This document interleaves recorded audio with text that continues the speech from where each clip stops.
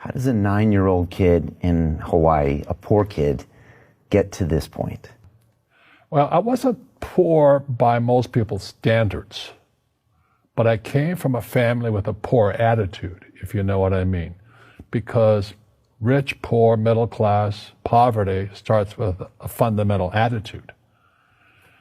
So I was in Hawaii, I was 9 years old. My father was the head of education, PhD. Very smart man, good guy.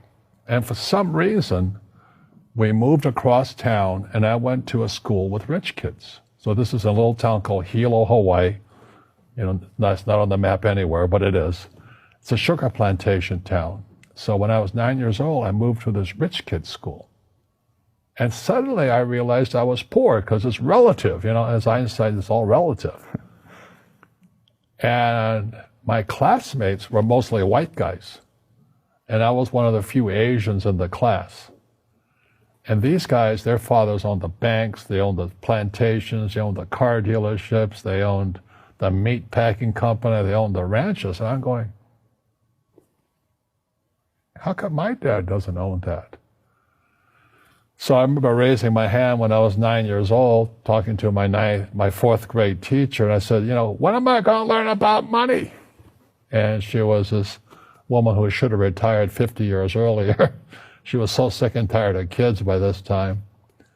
She says, the love of money is the root of all evil.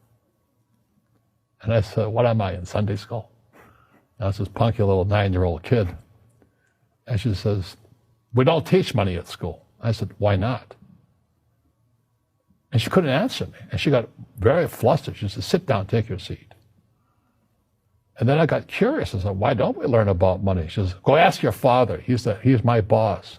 So my father was the head of education, PhD, all that stuff.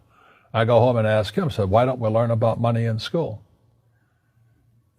And he looked at me and says, because the government doesn't let us teach that subject.